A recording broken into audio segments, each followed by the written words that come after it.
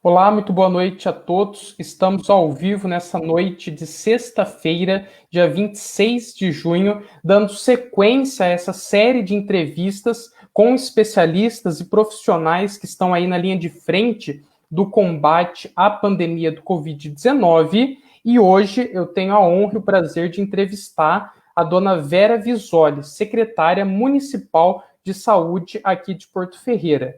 A dona Vera é nascida na cidade de São Paulo, já está aqui na cidade de Porto Ferreira há bastante tempo, atua no Hospital Dona Balbina desde 1988, tem vasta experiência na área de saúde e recentemente foi graduada como tecnóloga e gestão pública pela Unip. Então, eu queria aí, desde já, agradecer a disponibilidade da dona Vera, muito obrigado por ter aceito esse convite da entrevista e gostaria que a senhora pudesse fazer, então, as suas considerações iniciais. Em primeiro lugar, boa noite. Agradeço de coração a possibilidade de estar participando e, assim, poder conversar um pouquinho com a nossa população. Estou à disposição. Perfeito, dona Vera. Aproveito para lembrar também que estamos ao vivo pela Rádio Comunidade FM. Esta entrevista está sendo transmitida ao vivo pela Rádio Comunidade FM, por isso agradeço ao radialista Paulo Carvalho, que está direto na rádio, não foi jantar ainda, só para poder estar nos ajudando e transmitindo esta entrevista, que é prestação de serviço à comunidade ferreirense, para todos os ouvintes também da Rádio Comunidade FM. Dona Vera, recentemente, na quarta-feira, nós fomos aí, não digo surpreendidos, porque já era algo que se esperava, mas quarta-feira, Porto Ferreira voltou para a faixa vermelha, que é aquela mais restritiva, por um decreto municipal do prefeito Rômulo Ripa. Queria perguntar para a senhora qual que é a sua opinião sobre isso e qual que foi os fatores que motivaram que o Comitê de Enfrentamento do Covid-19 tomasse essa posição. Assim, nós estamos desde o princípio trabalhando sempre dentro da metodologia do Estado, procurando sempre avaliar os casos dia a dia, tanto que a gente lança boletins epidemiológicos diariamente, e temos melhorado essas ferramentas, inclusive com participação da USP de Pirassununga agora, com geomonitoramento, e para que a gente possa acompanhar a evolução dos casos na nossa cidade. Se vocês observarem, há tempos atrás, um mês antes, quando estava tudo fechado, aqui o Poder Executivo liberou o comércio, liberou várias atividades, e nós conseguimos controlar por mais de 30 dias sem o menor problema. Até o dia 10 de junho agora, a situação estava sob controle. O número de internações praticamente mínimo, a ocupação de UTI quase nula, e pouquíssimos casos. De repente, no dia 10, o que aconteceu? Teve a nova releitura do plano São Paulo, e foi quando Porto Ferreira foi classificado na faixa amarela, e junto com toda a região de Araraquara, nós pudemos abrir bares, lanchonetes, restaurantes. Então, eu pessoalmente acredito que foi essa questão que fez com que, por haver uma maior movimentação das pessoas nas ruas, as pessoas vendo que estava sendo liberado mais atividades, se sentiram muito confortáveis. E aí faz o quê? Esqueceram das principais coisas, que é a prevenção. Porque, Felipe, eu vou te contar, Covid, ele não tem um tratamento específico, ele não tem cura ainda. Enquanto a gente não tiver uma vacina, todas as pessoas estão em risco de contrair a doença. Então, a única coisa que efetivamente vale, e essa prevenção é o quê?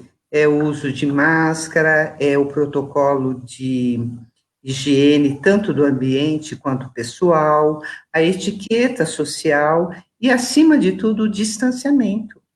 Eu posso estar com a doença e não ter esses sintomas. Então, eu, sem querer, posso passar a doença para pessoas que eu amo. Por isso, do distanciamento. Não adianta eu estar de máscara, mas estar a meio metro de uma pessoa. Entendeu? E aí, o que aconteceu? Nós começamos a observar o crescente número de casos e de internação, inclusive. Aí, eu fiz um levantamento e nós constatamos, pela metodologia do Estado, que nós deveríamos regredir para a parte vermelha, setor vermelho. Foi quando, então, foi convocado o comitê, que, embora ele não está se reunindo todos os dias, mas existe um grupo e a gente trabalha junto todos os dias, trocando informações. Então, foi efetivamente acionado esse comitê e foi avaliado todos os relatórios, né?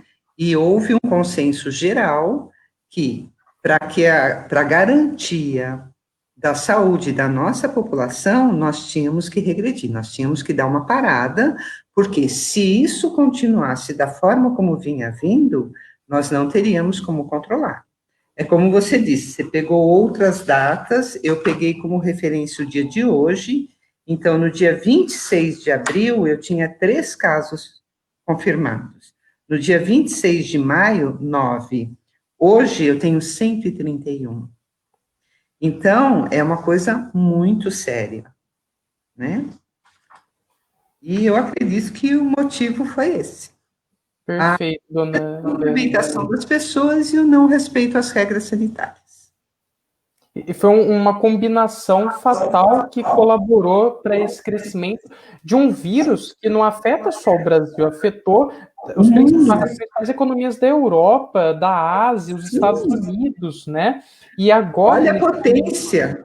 Exatamente. E se houvesse, como a senhora disse, um remédio agora já, ou uma vacina, isso já estaria aí, né? Mas se não, se os especialistas dizem que não tem, é porque realmente ainda é um vírus novo, desconhecido, e que com as pesquisas, com a tecnologia, com a ciência, aí sim serão desenvolvidos, né? A gente espera e acredita, esses recursos que vão poder nos ajudar a proteger dessa doença, né?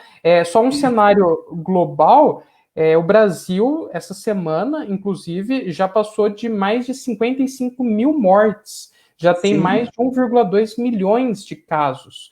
E agora o vírus aqui no nosso país começa a se interiorizar, justamente onde nós estamos.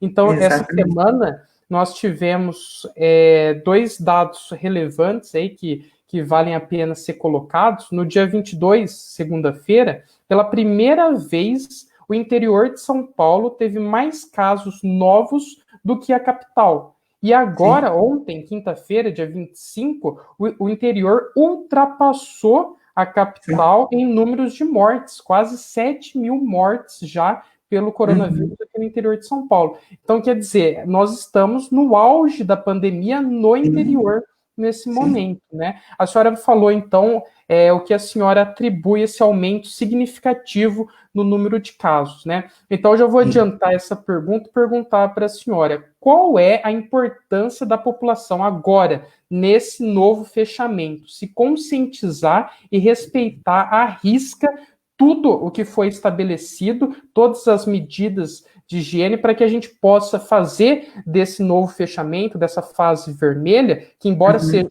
cruel, seja um tempo mínimo, né? Desde que seja respeitado. Qual que é a importância da população cumprir à risca essas determinações nesse momento?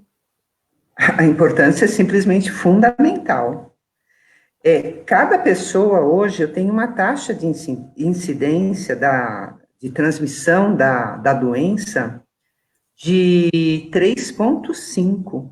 Há um mês atrás, isso, nem um mês, há 15 dias atrás, estava 1,3. O que significa? Uma pessoa hoje, ela pode contaminar 4 outras, 4 vai contaminar 16 e assim sucessivamente. Então, a única forma, não existe outra, é a prevenção. É o pessoal ficar em casa, evitar sair ao máximo, só quando realmente você não tem condições. Por exemplo, eu tenho que trabalhar, então eu sou obrigada a ir trabalhar. Agora, se você consegue ficar em casa, às vezes a gente encontra o quê? Pessoas que vão a um supermercado e vai com criança, ou vai duas, três pessoas. Então, é fundamental o uso de máscara, o distanciamento social, e aí é distanciamento de verdade, Felipe. Às vezes as pessoas pensam assim, eu estou em casa, mas eu vou reunir uns amigos para um churrasquinho, para um bate-papo. Não, isso não é distanciamento. Ou eu vou no portão ficar conversando com meu vizinho, não é distanciamento. Eu vou sentar na calçada ou na área de casa e ficar batendo papo com o pessoal, isso não é distanciamento. Distanciamento é 1,5 m a 2 de outras pessoas, é o uso de máscaras, certo? É manter sempre a higiene. O pessoal fala muito em álcool gel. É importante o álcool gel? Claro que é. A hora que eu estou numa situação onde eu não posso lavar as mãos. O correto é lavar com água e sabão inúmeras vezes. Banho 2 vezes por dia.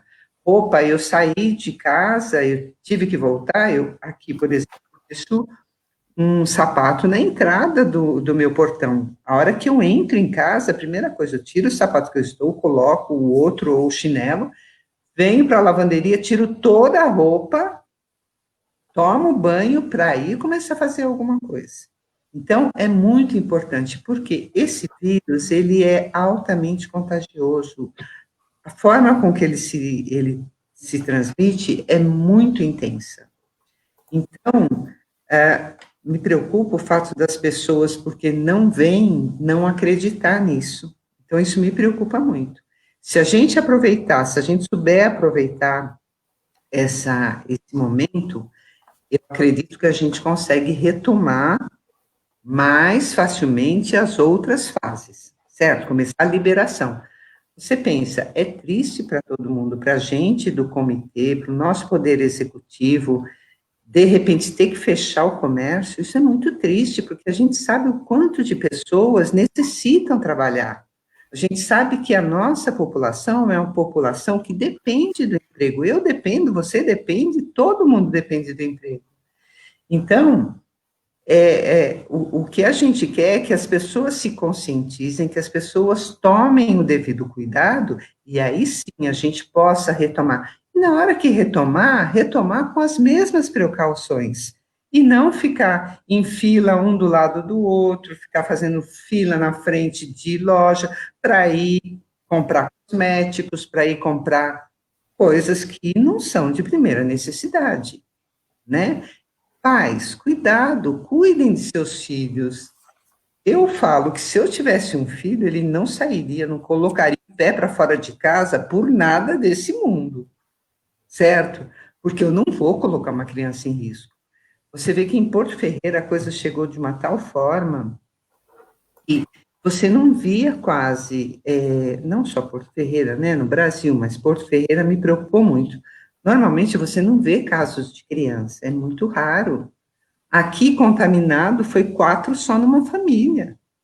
Então, é muito preocupante isso. Jovens, você quase não via, era mais pessoas idosas. Agora, você vê pessoas de 20 e poucos anos sendo contaminadas, né? Então, é bastante preocupante.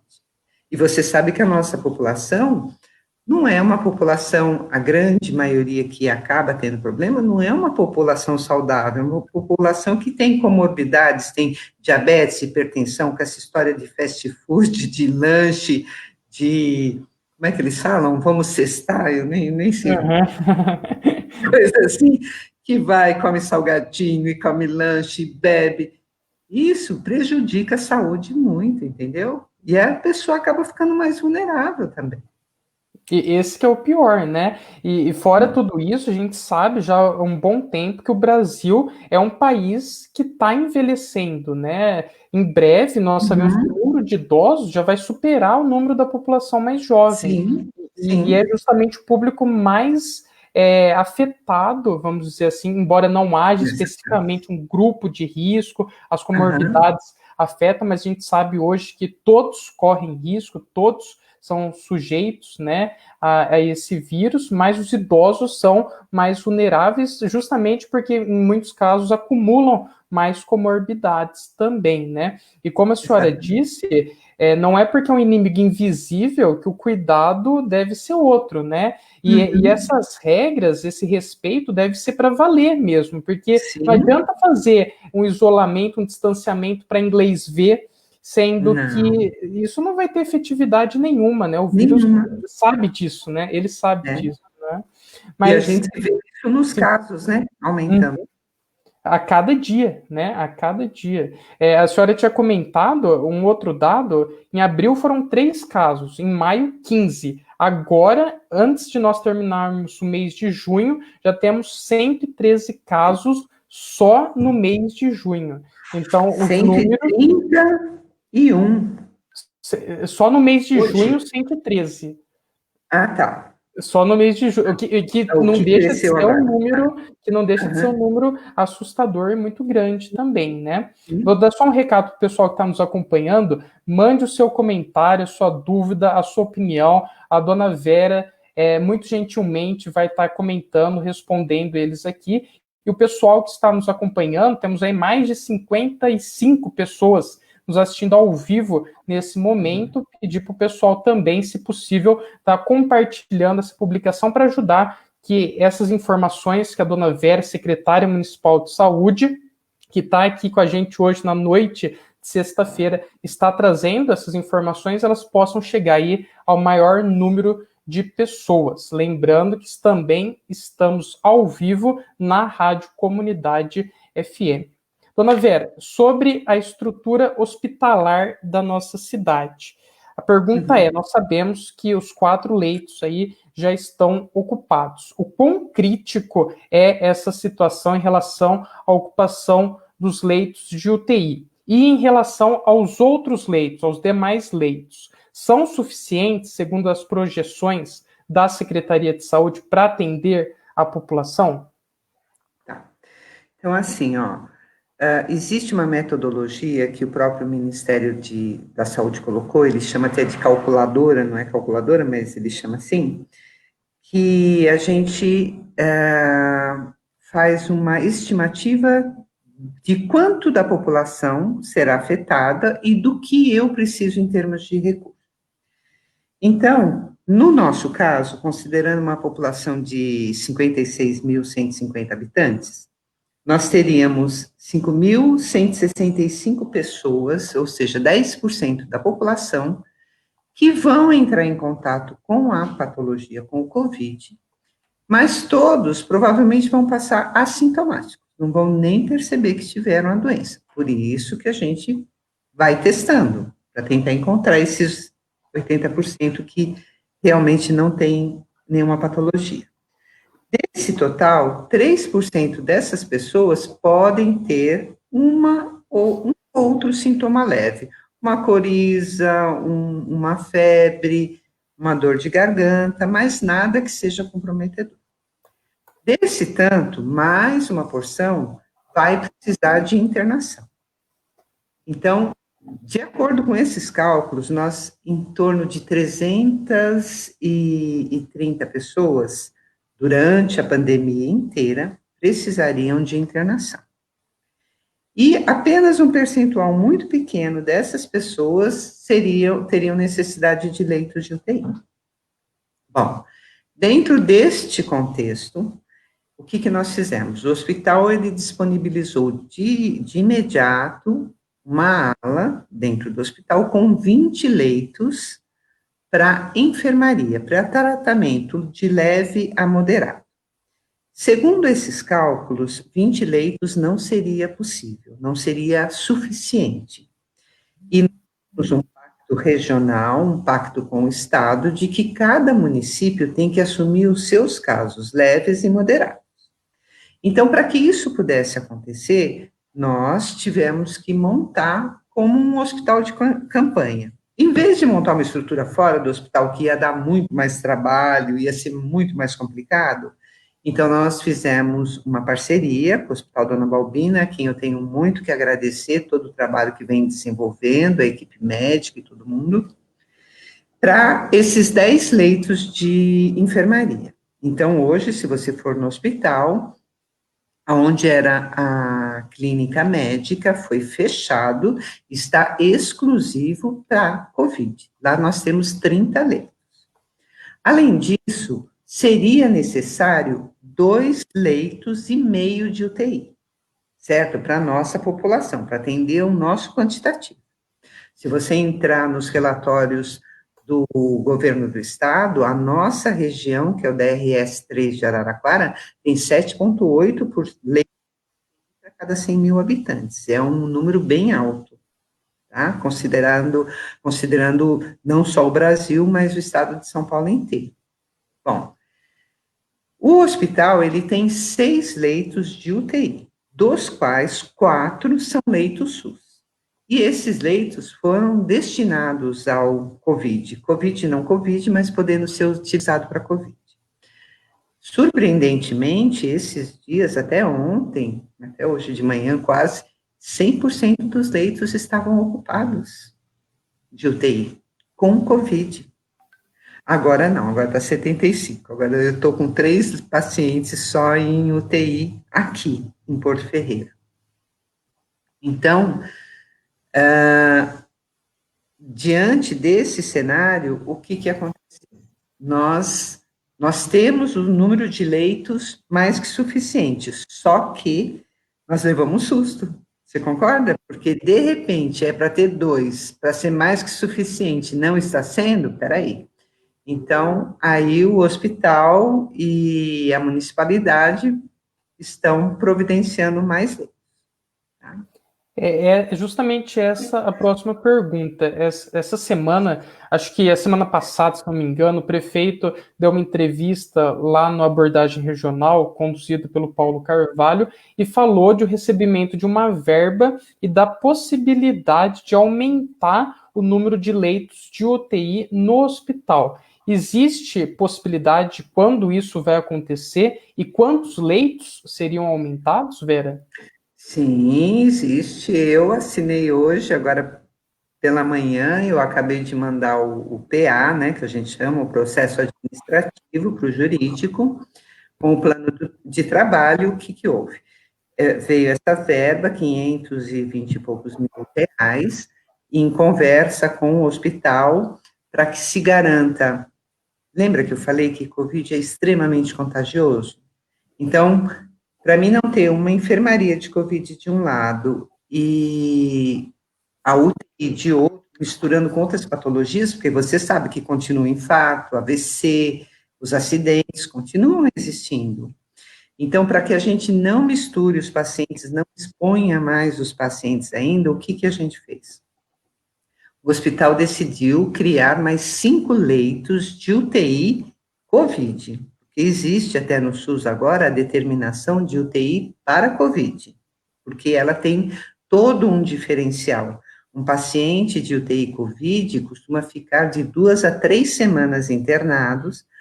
O consumo de oxigênio, o consumo de a questão de precisar de hemodiálise, então são vários recursos que normalmente não são tão necessários, é usado na UTI, em outra UTI, mas não com tanta frequência, né? Então, o hospital, a equipe técnica do hospital, a provedoria, optou por bem realizar esses 5 leitos, credenciar esses 5 leitos de UTI. O problema do credenciamento, Felipe, é que é assim, segunda-feira agora, a Vigilância Sanitária está indo para conferir todo o checklist, que são inúmeras as exigências para que se tenha um leito de UTI, as equipes, os protocolos, os equipamentos, são assim, infindos.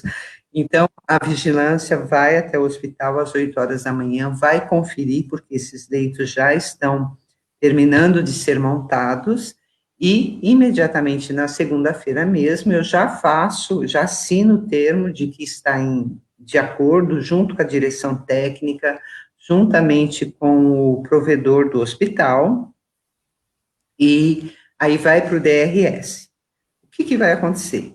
Demora um pouco da DRS e até o Ministério da Saúde e voltar ao credenciamento. Mas isso é mais ou menos normal no SUS. Primeiro você presta o serviço e depois eles credenciam. Então, até em função disso, nós estamos fazendo uma parceria com o hospital, um termo de fomento, onde a gente vai ajudar nos recursos financeiros para que eles possam bancar parte da equipe médica, porque é um volume bem caro, e isso acaba impactando bastante para o hospital, tá? Então, segunda-feira é para já estar tudo pronto, e o leito vai estar em funcionamento, só vai depender de vir o credenciamento, que é muito importante, porque é daí que vem o recurso financeiro para o hospital depois, né? Exatamente, né? Então, só para ficar claro e reforçar aqui, Vera, serão mais 6 Mais leitos, 5. mais 5 leitos. Somando com esses 4, a capacidade sobe para 10 leitos dedicados só para o tratamento da Covid. Não. Vai ficar 5 leitos exclusivos para Covid, e eu continuo com a UTI de 6 leitos para outras patologias. Certo.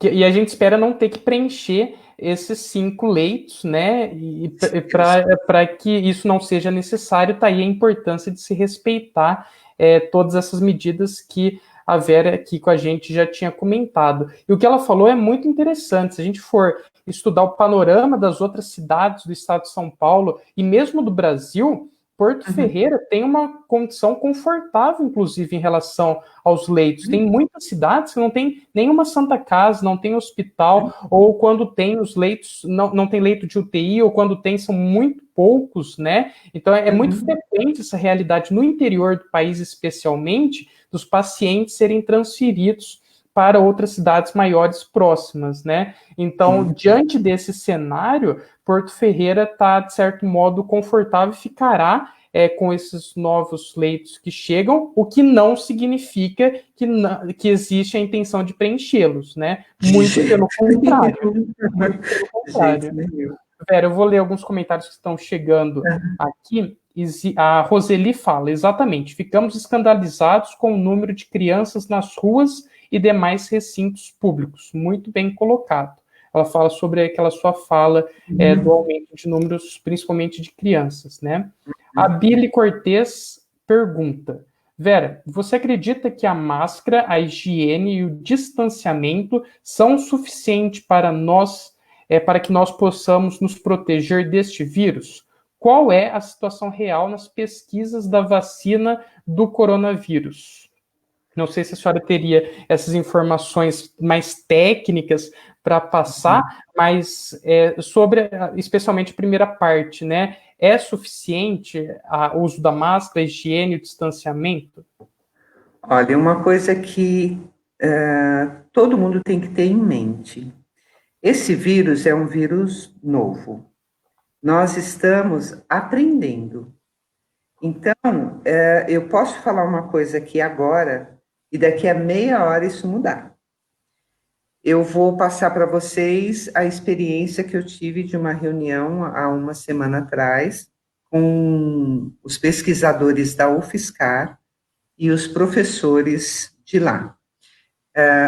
Estão fazendo um grupo aqui na região do DRS de Araraquara para dar subsídios para os secretários, para os gestores, para poder lidar com a situação da forma mais próximo da ciência possível.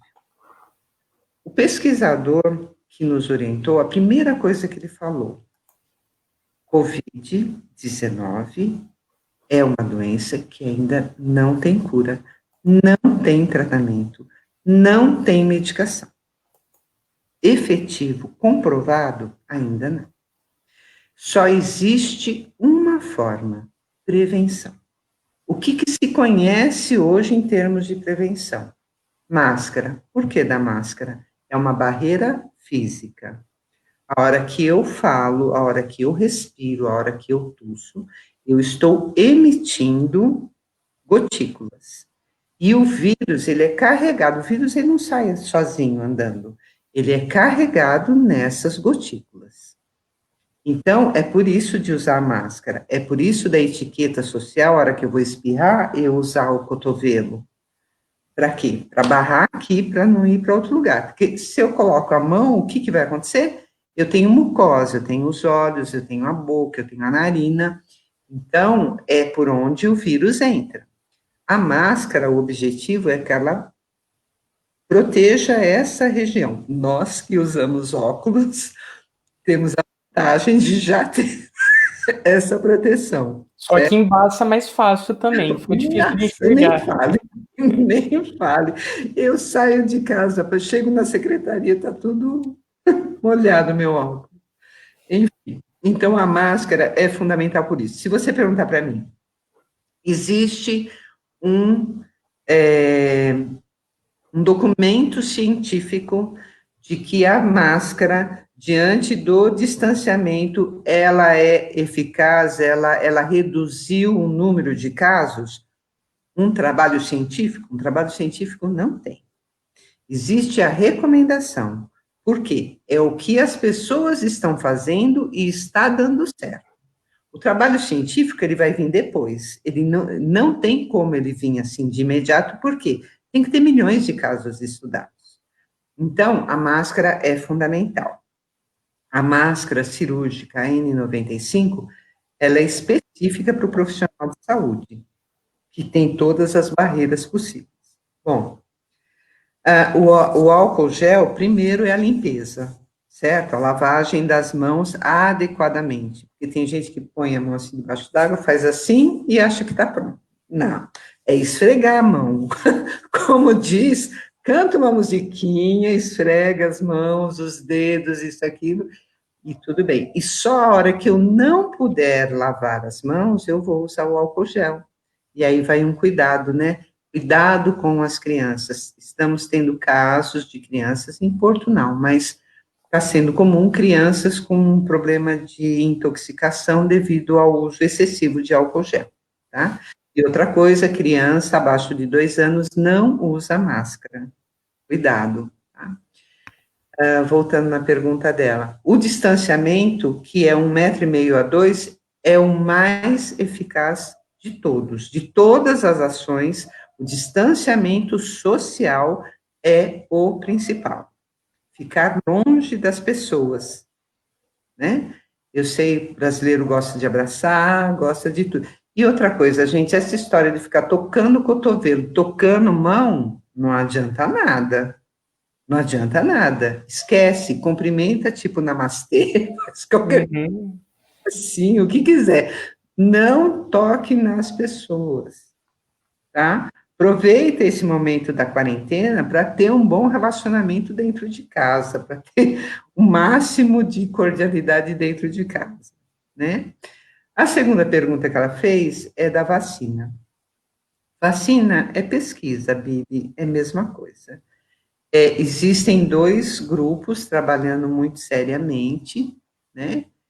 E eu tenho fé, eu espero, eu acredito que eles vão conseguir, porque tem muita gente trabalhando nisso. Mas, assim, até você ter uma vacina efetivamente, que efetivamente eu posso falar a eficácia dela em 100%, vai demorar um pouquinho, tá? Mas já é uma luz no final do túnel, né? Já é uma luz. Com certeza, Vera. Mas os comentários aqui, deixa eu só. Aqui, ó.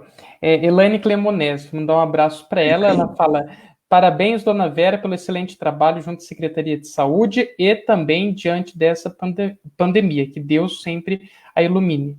A Roseli, boa noite. Jussara, boa noite também. A Maurícia fala: competência sempre. Tá aí o comentário da Maurícia. Celina, boa noite. O Alessandro Bertazzo, Dentinho, fala: parabéns, Lamelas e a secretária de Saúde, Vera Visoli, pelos esclarecimentos. O Matheus dá boa noite também.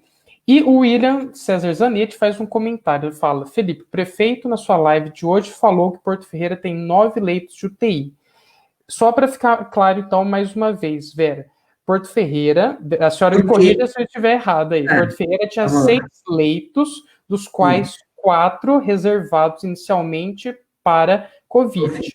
Agora, com essa verba, foram feitos, equipados, mais 5 leitos, dos quais 5 vão ficar para os casos de Covid, especificamente, e os casos normais voltam a ter os 6 leitos inicialmente.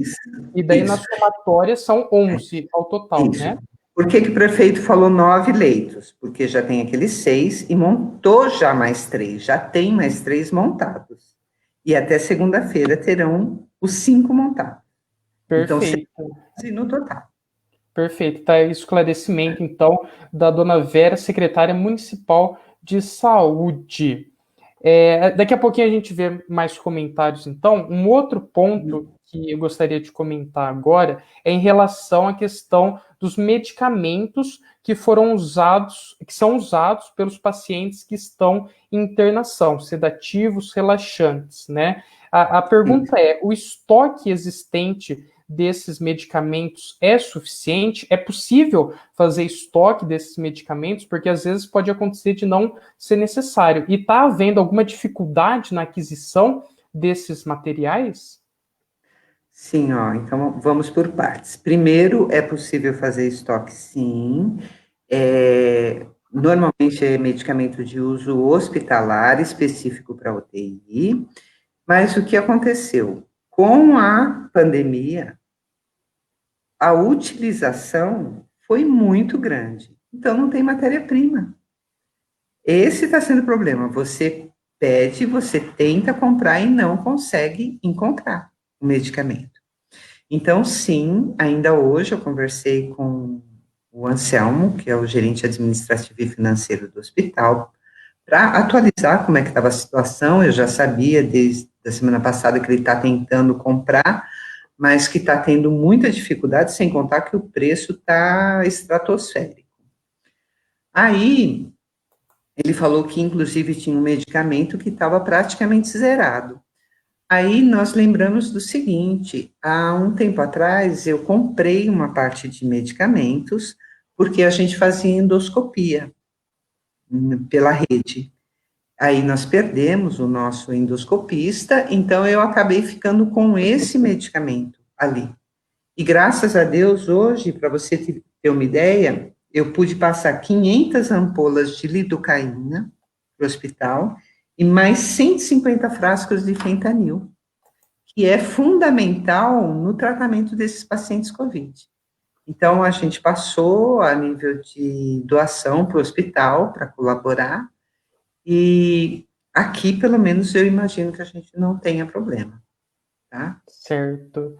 Eu acabei pulando uma pergunta aí, só para ficar mais claro, sobre essa dificuldade na aquisição de equipamentos de proteção, no caso. No começo, naquele boom, né, a secretaria relatou essa dificuldade, não só a Secretaria Municipal de Porto Ferreira, como o Brasil, o Brasil inteiro, né, relataram essa dificuldade na aquisição desses equipamentos, né?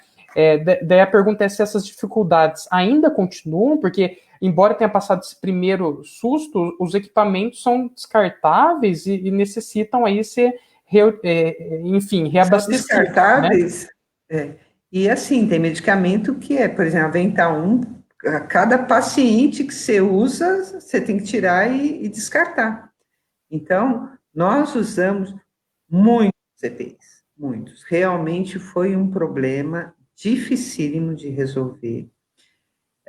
Nós tínhamos, para você ter uma ideia, antes da pandemia, quando a gente escutou lá no finalzinho de dezembro que estava acontecendo alguma coisa na China, compramos 30 mil máscaras cirúrgicas.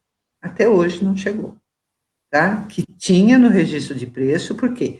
Para que eu, Secretaria de Saúde, uso máscara cirúrgica? Tem o SEMI, ele faz pequenas cirurgias, e tinha o pessoal do centro odontológico, que usa também.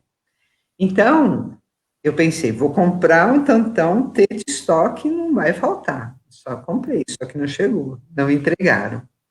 E realmente foi muito difícil a gente conseguir, por quê? O Brasil, na verdade, ficou nas mãos da China, o mundo inteiro ficou nas mãos da China, porque a matéria-prima era de lá, a compra era de lá. Então, mas agora a situação melhorou, tá? Só que o custo continua bem alto, não se compara. O valor que se pagava, antes se pagava de 40 a 80 centavos uma máscara, hoje é R$ 3. 3,90. Então, assim, o preço ainda está alto. E às vezes você compra, a pessoa, o grupo promete que vai entregar, marca a data para entrega e chega no coisa, olha, vou esperar mais 15 dias, vou ter que esperar mais um mês, e assim vai. Famosa lei da oferta e da procura, né? E que, em E relação à temática de saúde, só mostra o quão cruel isso pode ser, né? cruel, muito cruel. A gente está falando Muito de, cruel. Você vê isso no medicamento. sim, profissionais ficaram expostos aí pelo Brasil inteiro sem equipamentos, né? Então, Sim, realmente foi um problema bastante sério que o Brasil enfrentou no começo e de certo modo, teve, o país, digo, né? O país teve um certo sim. tempo para se preparar, porque teve primeiro o exemplo na Ásia e depois ainda na Europa, antes de que Aham. chegasse, né? Mas que bom que essa situação está sendo aos poucos resolvida e amenizada agora, né? Mais os comentários aqui, Vera. A Juliana, ela fala: boa noite, não sei se já foi dito, mas gostaria de saber por que um paciente que estava em UTI foi transferido para São Carlos. Então, houve essa nota lá no boletim epidemiológico da transferência para São Carlos de um paciente que estava na UTI aqui de Porto. Essa medida teve algum agravante ou foi justamente para aliviar um pouco a situação da ocupação de leitos aqui no Porto? Foi pelos dois motivos, para aliviar um pouco a situação aqui, e porque esse paciente estava no isolamento na UTI geral. Então, se eu contamino aquela UTI, a hora que chegar um infartado, uma pessoa com AVC, vai ser muito complicado. E o São Carlos, ela é a nossa referência, né? Então, eu tinha 3 pacientes de Covid no lado do Covid, eu tinha esse outro no isolamento e tinha mais paciente internado também em UTI e que era do SUS. Então, foi simples, a gente conversou em São Carlos, imediatamente eles aceitaram, certo? Aí o paciente foi para lá e assim a gente garante que não haja uma contaminação cruzada ali. Perfeito, Vera. Pessoal aqui que está nos assistindo, passamos de 100 pessoas ao vivo que estão Que legal. acompanhando essa entrevista só no Facebook, fora ainda na Rádio Comunidade FM, que estamos ao vivo também. Você que está nos assistindo, compartilhe essa publicação para que essas informações que a Vera, secretária municipal de saúde aqui de Porto Ferreira, essas informações que ela está trazendo, possam chegar aí ao maior número de pessoas. Mas nos comentários aqui da Roseli, ela fala: Vera, reforça a importância da população respeitar os fluxos de atendimento e orientações dos profissionais das unidades de saúde. Infelizmente, muitos, além de não respeitar, impõem vontade própria, expondo a todos ao vírus. Então, ela está falando aí sobre a questão das unidades de saúde, né? O que a senhora tem a dizer sobre isso? É assim, ó, desde o começo, o Ministério da Saúde, para quem acompanhava quando o Mandetta fazia as reuniões, foi lançado vários e vários manejos clínicos do Covid. O que que é isso? São estruturas, são protocolos para que sejam utilizados, seja no hospital, seja na unidade básica, seja no consultório de dentista, em todos os locais. Qual é a melhor forma de eu tratar essa doença, de eu lidar com essa doença sem piorar mais a situação? Para isso, existe, como a Roseli falou, os fluxos, certo? Então, a primeira coisa que eu até peço que a população compreenda, as nossas unidades básicas de saúde, elas foram construídas de acordo com as normas e plantas do próprio Ministério da Saúde.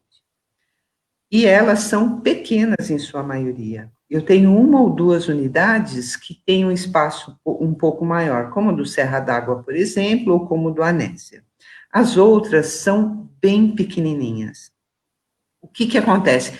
Ninguém imaginava nesse mundo, eu tenho 44 anos em área de saúde, ninguém imaginava que a gente viveria uma pandemia como essa, certo? Então, não dá para você prever uma coisa desse tipo. A hora que se deparou com essa pandemia, o que se descobriu? Que a única forma é eu tentar fazer um fluxo onde as pessoas não cruzem os que estão bem com os que não estão. Aí eu falo para vocês, como é que eu vou saber quem é que está bem? Não tem.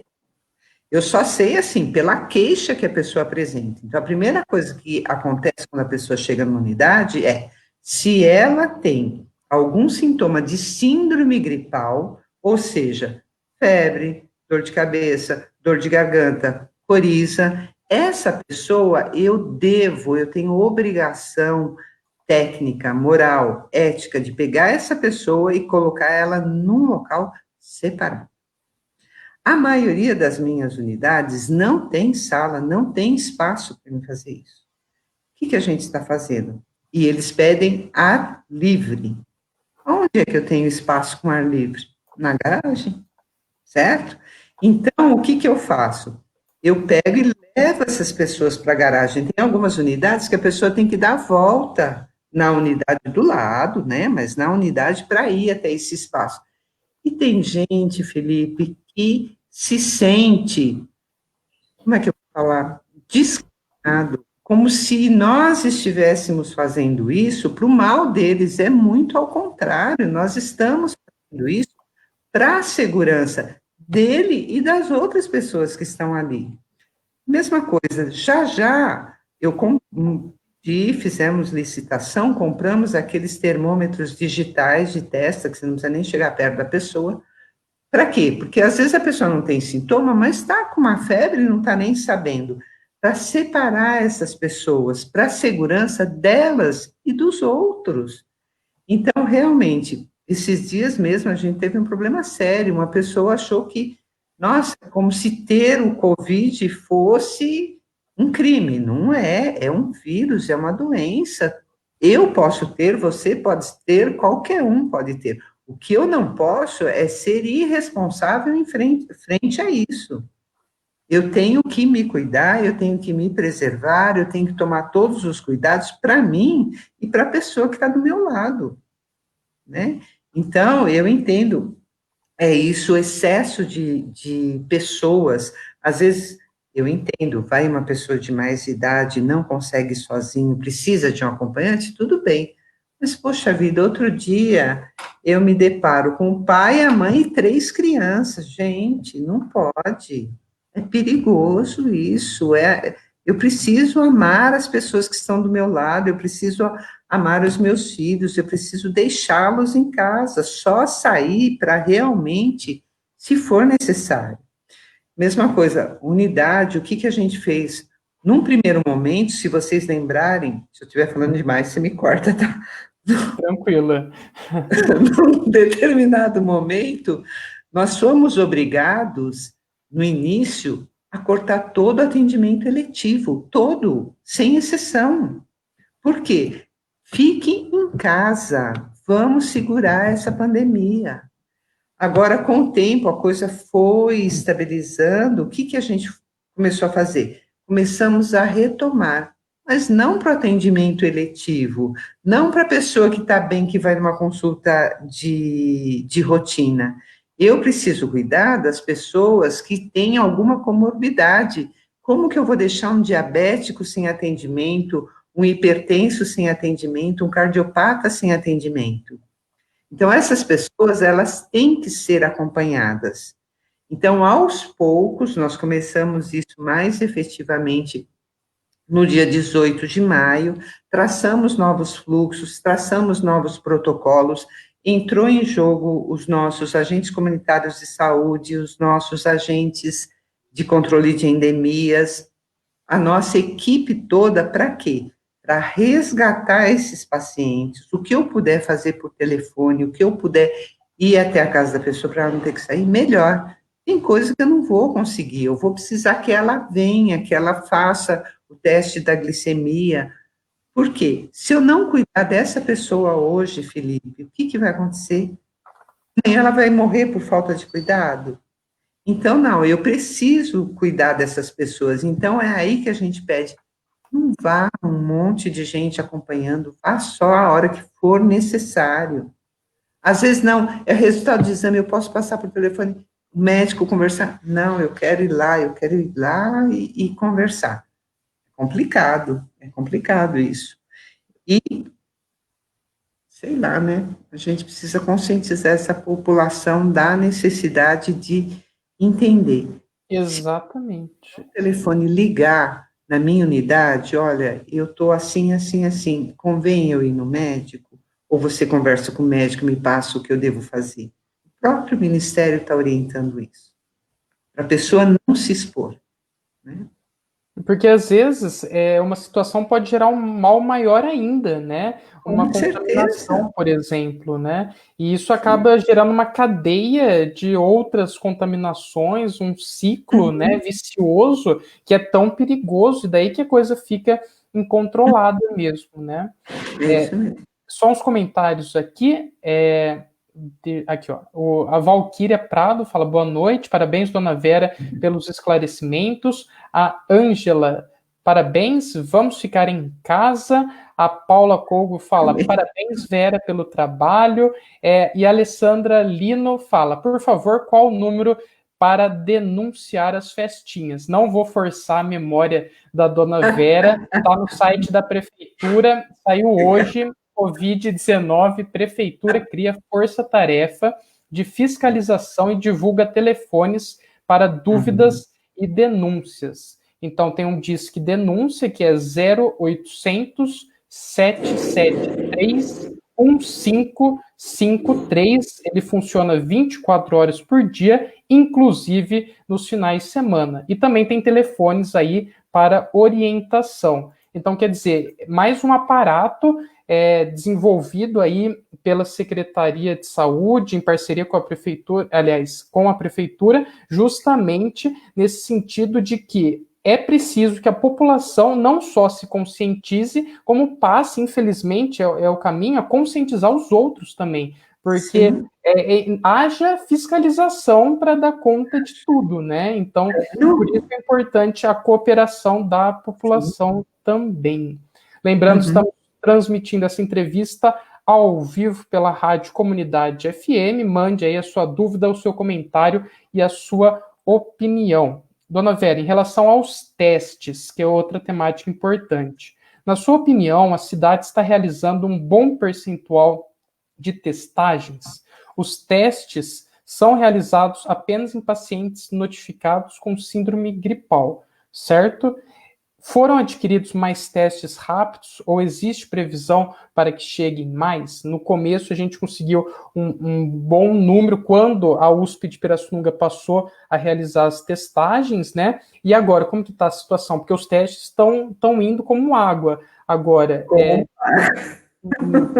E como que fica, então, essa situação? Está havendo novas aquisições? Tá, então é assim, ó, vamos desde o começo. Diante da dificuldade que estava no Brasil inteiro, mas especificamente em São Paulo e aqui na nossa região, para o Instituto Adolfo Lutz liberar os resultados, vocês lembram, às vezes a gente ficava com o paciente 13 dias para descobrir o resultado do exame dele. Diante dessa situação, o Poder Executivo fez o quê? Vamos comprar testes rápidos. Existem dois tipos de teste: o teste RT-PCR molecular e o teste rápido comum. Vamos comprar primeiro o teste RT-PCR, que é o padrão ouro, vamos dizer assim. A margem de erro deles é mínima, é menos de 1%. Então, a primeira coisa que nós fizemos foi essa parceria com a USP de Pirassununga, e aqui eu tenho que agradecer o Paulo Fadel, que me deu a dica, porque a filha dele estuda lá, né, me deu a dica, e eu entrei em contato com o professor Eide, e nós conseguimos fazer a compra de 400 testes RT-PCR. Foi a partir daí que, à medida em que internavam os pacientes ou o profissional de saúde ficava contaminado, a gente imediatamente colhia e no mesmo dia ou no dia seguinte já tinha o resultado. Tá. Aliado a isso, depois teve um movimento tanto do Estado quanto do Ministério de Saúde para fornecimento de teste em outros locais. Então, nós conseguimos, através da Unesp, que foi, não é uma quantidade grande, mas são 12 testes RT-PCR também que eles nos dão por dia. Nós conseguimos teste rápido, veio numa leva 600, depois veio mais 840, e hoje eu estou recebendo mais 800 testes. Isso veio do Ministério da Saúde. Qual é o problema qual é a questão desses testes rápidos? A gente está tentando ampliar para toda a população. Então, primeiro era só para síndrome gripal. Só que mesmo assim era síndrome gripal se fosse profissional da saúde ou se fosse paciente grave. Depois já veio síndrome gripal, profissional de saúde, paciente grave ou não. Então, já dá para fazer para todas as síndromes gripais. Aí, nós conseguimos, através do Ministério Público, através de uma doação, a compra de 1.000 testes rápidos. E nós compramos um IgG-IgM, que é de excelente qualidade. A especificidade dele é de 99%. Então, ele é até melhor do que esse que vem do governo. E nós passamos, Felipe, a fazer um perfil epidemiológico da cidade. Como que isso aconteceu, está acontecendo ainda? Concorda que cada uma das minhas unidades básicas de saúde, modo de dizer, cada uma das nossas unidades básicas de saúde contempla determinado número de bairros? Então, eu tenho um grupo grande de bairros que são atendidos nessas unidades. Se as pessoas vão até a unidade, então, se tiver algum contaminado, o meu pessoal ficou contaminado, mesmo assintomático. Então, o que eu fiz? Vamos testar todas as unidades de saúde, foi a primeira coisa. Graças a Deus, sem problema. Aí, eu fui para as instituições de longa permanência, comecei com o Solar. Por quê? É onde tem a população vulnerável, mais vulnerável pela idade, e eu precisava saber como estava aquela população. Graças a Deus, tudo bem. Depois eu fui para a Casa Reamar, que são os outros abrigados, que são crianças. Graças a Deus, tudo bem. Aí eu fui para o hospital, também, ali eu testei todas as pessoas da linha de frente, ou que trabalhava na UTI, ou que trabalhava na internação, ou no pronto-socorro, todos, tá? Da parte de hotelaria, recepção, isso, aquilo, aí eu fiz por amostragem. Também, todo mundo, graças a Deus, muito bem treinado, todo mundo muito... porque eu falo bem treinado, foi bem capacitado para lidar com a patologia, tanto que não houve contaminação de ninguém. Tá?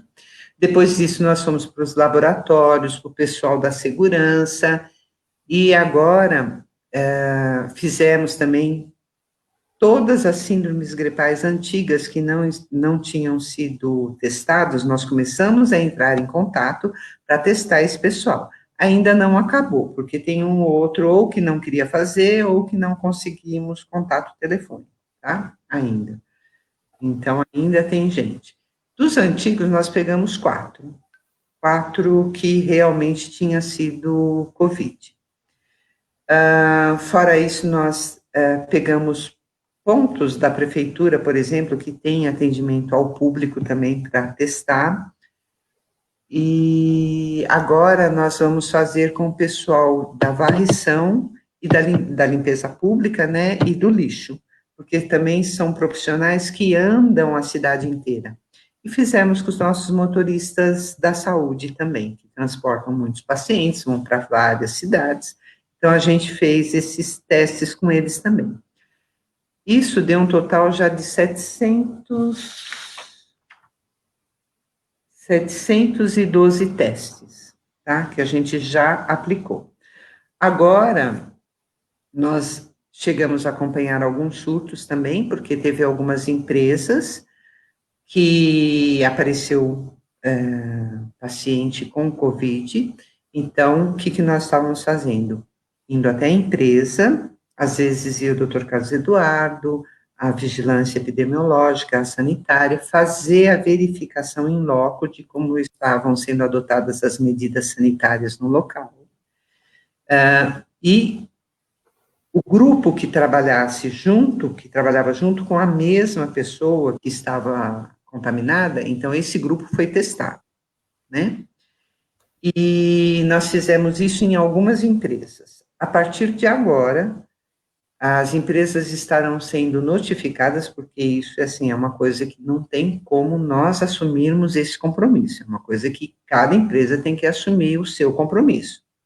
Então, a partir de agora, quando eu tiver um caso contaminado, vai a vigilância sanitária e epidemiológica fazer uma notificação da empresa de que o fulano de tal está portador do Covid, tem que ficar em isolamento, e que é necessário testar as pessoas que estão trabalhando junto, tá?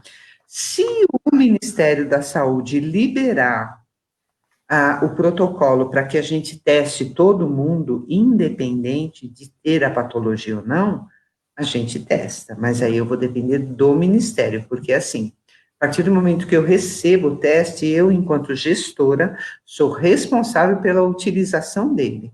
Se utilizar um teste fora do protocolo, quem vai ter que responder sou eu. E é óbvio que eu vou executar de acordo com o protocolo, né? Perfeito, Vera. É importante falar isso também, né? Porque a questão da subnotificação de casos, ela é uma realidade no Brasil. Inclusive, é um dos principais problemas do Brasil, que testa pouco. O Brasil em si, de forma geral, o país testa pouco em relação aos outros países, né? E o Estado de São Paulo confirmou essa semana estudos que o número real de casos contaminados em São Paulo pode ser até 10 vezes maior.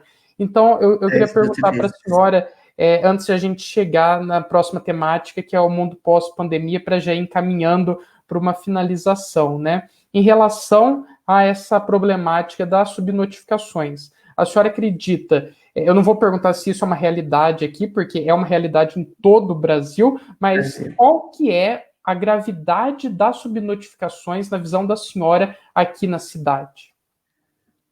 A minha maior questão na subnotificação é que, se a pessoa tem a patologia e ela não está em isolamento, o que ela está fazendo? Disseminando a doença.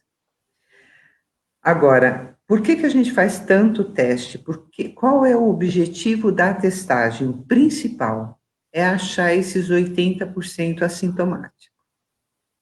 A hora que eu acho essas pessoas, eu consigo colocá-las de lado para que elas não contaminem os outros, né? Então, esse é o maior problema. A gente está contando com a colaboração dos laboratórios, que estão realizando também testagem rápida. Está sendo bem legal, porque eles estão notificando a gente quando alguma coisa dá positivo. Porque às vezes a pessoa vai até, eu vou por curiosidade fazer o teste para saber se eu já tive contato ou não. E aí, se o resultado dá positivo, eles estão informando a gente. Certo, perfeito. Então, os esclarecimentos aí da dona Vera Visoli, secretária municipal de saúde. Tem vários comentários aqui, perguntas, opiniões. O tempo está um pouco apertado, ainda temos mais 2 questões antes de finalizar. Vou destacar, então, o comentário da secretária de Desenvolvimento Social e Cidadania, Milene Arantes, que foi uma das entrevistadas essa semana, na terça-feira, né? Ela dá parabéns, Vera, e fala que a nossa Secretaria de Saúde, que você, né, na Secretaria de Saúde, vem desenvolvendo um excelente trabalho na nossa cidade, neste momento tão crítico que estamos vivenciando. Parabeniza eu e o Paulo Carvalho, que está fazendo, neste momento, a transmissão ao vivo lá na Rádio Comunidade FM. Caminhando já para uma visão de como será esse mundo pós-pandemia, queria perguntar, e também fazendo um balanço do que foi feito até agora, queria perguntar se, na opinião da senhora, a resposta do município foi rápida e se a senhora pudesse avaliar, eu acredito que haja constantemente essas avaliações e reavaliações, como tem sido a gestão do governo no combate à pandemia até agora. O que a senhora pensa sobre o que o governo fez até agora em relação ao combate à pandemia? O governo tem se empenhado muito, muito, tentando equacionar da melhor forma possível as ações de saúde, né? Pelo menos o nosso governo municipal não mede esforços, não, para conseguir conciliar as melhorias possíveis, as ações possíveis no combate a essa pandemia. Realmente assim, não mede esforços, essa é a palavra correta. Perfeito, tá aí as considerações da Vera. E a próxima pergunta, eu gostaria de saber como a senhora vê o mundo pós-pandemia. É possível acreditar que essa situação atual que nós estamos vivendo, que é muito triste e que vai sim deixar marcas, cicatrizes profundas, ainda por longos períodos, né? Mas queria saber se a senhora acredita que essa situação atual possa gerar bons frutos para a cidade no futuro, especialmente em relação à saúde de nosso município. Então, vou dar só um exemplo. A gente sabe que a sementinha que vai dar origem ao Sistema Único de Saúde no Brasil nasceu lá com a epidemia da gripe espanhola, no início ainda do século XX, né? Então, a senhora acha que é possível que essa situação atual possa deixar aí sementinhas, bons frutos para o futuro, especialmente na área da saúde aqui na nossa cidade? Eu acredito que sim. Eu acredito que essa pandemia, ela, ela está trazendo um aprendizado para todos nós. Eu não vou lembrar agora quem foi que disse, mas alguém disse que essa pandemia, ela mostra o que há de melhor e o que há de pior no ser humano. Eu não lembro realmente quem foi que disse, mas eu vejo isso como o melhor trato dessa pandemia. Por quê? Agora é momento de união. Agora é o momento onde as pessoas precisam. Eu não posso só pensar em mim. Eu tenho que pensar no próximo, em quem está do meu lado. E a partir do momento que eu ajo com amor, com compaixão, com solidariedade, eu só posso estar criando um mundo melhor. Eu só posso. A Milene, por exemplo, ela está fazendo também um trabalho fantástico. Essa corrente do bem que está acontecendo, olha, arrepia. Mostra o quanto o povo de Porto Ferreira é unido, é solidário. Então, eu acredito, Felipe, de coração, isso vai passar, mas os ensinamentos, eles vão ficar. E assim, ó, quem conseguir superar a linha do egoísmo, que não é fácil, eu sou egoísta, todos nós somos egoístas em várias coisas, mas a hora que a gente conseguir passar essa linha e realmente trabalhar para o próximo, colheremos ótimos frutos. Porque o mundo sempre evolui. e sempre para melhor. O cosmos, o mundo é cosmos, não é caos. Né? Nós vamos melhorar, vamos sair dessa melhor do que quando entramos, com certeza. Perfeito, dona Vera. É isso que nós esperamos, todos nós aqui desejamos também, né? Como eu disse, temos uma dezena de comentários, de perguntas, de opiniões aqui. Já passamos aí de 1 hora de entrevista. Gostaria, então, infelizmente, que a dona Vera pudesse fazer agora, nesse momento, as suas considerações finais e aproveitar esse espacinho no final para reforçar mais uma vez a importância da conscientização da população sobre essas medidas de higiene, de isolamento, de distanciamento. Isso. Eu vou falar de uma coisa que nós não comentamos: isolamento domiciliar. É fundamental, gente, que a hora que vocês recebem aquela notificação de que é necessário isolamento domiciliar, que vocês cumpram isso. Para vocês terem uma ideia da gravidade, o fato de não se cumprir o isolamento social é crime previsto no Código Penal. Por quê? Se eu estou com Covid e eu não me isolar, eu posso colocar em risco a vida de outras pessoas. Então, o cuidado, a etiqueta social, o cuidado de higiene, o uso de máscara, eu estando com Covid dentro da minha casa, é fundamental para que não ocorra, como a gente tem visto, uma pessoa da família está com a doença e, de repente, todo mundo da família pegou a doença também. Não pode. Então, amor para consigo, amor para com o próximo. Use máscara, distanciamento. Eu estou de máscara, mas fica 1 metro e meio. Quanto mais longe, está provado, quanto mais longe eu estiver, melhor. Social, vou tossir, vou espirrar, né? Aqui o cotovelo. Nada de ficar com novos comprimentos, com cotovelo, nada. Esquece isso, pelo amor de Deus. Vamos passar bem por essa pandemia. Sempre a gente ouve, né, o nosso Poder Executivo falando: Deus abençoe Porto Ferreira. Porto Ferreira é abençoada, Porto Ferreira é uma cidade abençoada. Nós ficamos 2 meses com a situação normal, praticamente normal, e nós conseguimos controlar tudo isso. Mas não é nós, não é eu, não é você, somos todos nós, tá? Nas minhas considerações finais, eu gostaria muito de agradecer a oportunidade de estar aqui, agradecer a população, agradecer a toda a equipe, a nossa equipe da Secretaria de Saúde. O pessoal trabalha muito. Eu me sinto, assim, realmente triste de não poder estar indo nas unidades, não poder estar conversando com todo mundo, mas eles estão sempre em minhas orações. Eu tenho um respeito, um carinho muito grande por todos. A gente briga de vez em quando, mas faz parte, né? Faz parte. E o pessoal do hospital também são parceiros, assim, fantásticos.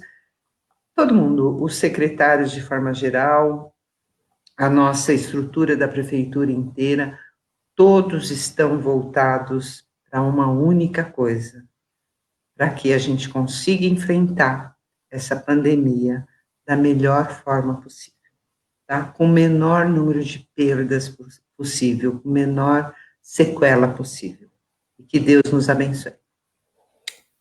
Tá aí os comentários, então, da Vera Visoli, secretária municipal de saúde. Gostaria, então, mais uma vez, Vera, muito obrigado de verdade mesmo pela atenção, pela simpatia, pela disponibilidade. Obrigado. Como cidadão ferreirense, parabenizo também a sua atuação à frente da Secretaria de Saúde. Realmente, foi o que eu comentei ontem, falei que ia falar hoje de novo, né? Já ouvia elogios antes e agora, nesse momento crítico, onde tudo é testado ao limite mesmo, a senhora continua desempenhando aí uma excelente gestão à frente da Secretaria de Saúde, né? Então, agradeço a disponibilidade, agradeço também a Rádio Comunidade FM, que, na pessoa do Paulo Carvalho, fez a transmissão, mais uma vez, ao vivo desta entrevista, lembrando que esta entrevista será retransmitida amanhã na Rádio Comunidade FM 105,9, às 19 horas da noite. E, por último, agradeço especialmente também a todos vocês. Chegamos aí a mais de 110 pessoas acompanhando ao vivo esta entrevista. Agradeço a todos que puderam acompanhar, participar, enviar suas questões, suas perguntas, sua opinião. Infelizmente, não foi possível por conta do tempo que a Vera respondesse a todas elas, mas garanto que haverão outras oportunidades para isso também. E na sexta-feira que vem, novamente eu volto, então, com essa live. Já vou ter um convidado que eu vou divulgar ao longo dessa semana. Muito obrigado a todos. Muito obrigado, Vera, então, mais uma vez. Boa noite a todos e até uma próxima. Vou encerrar a transmissão da live agora.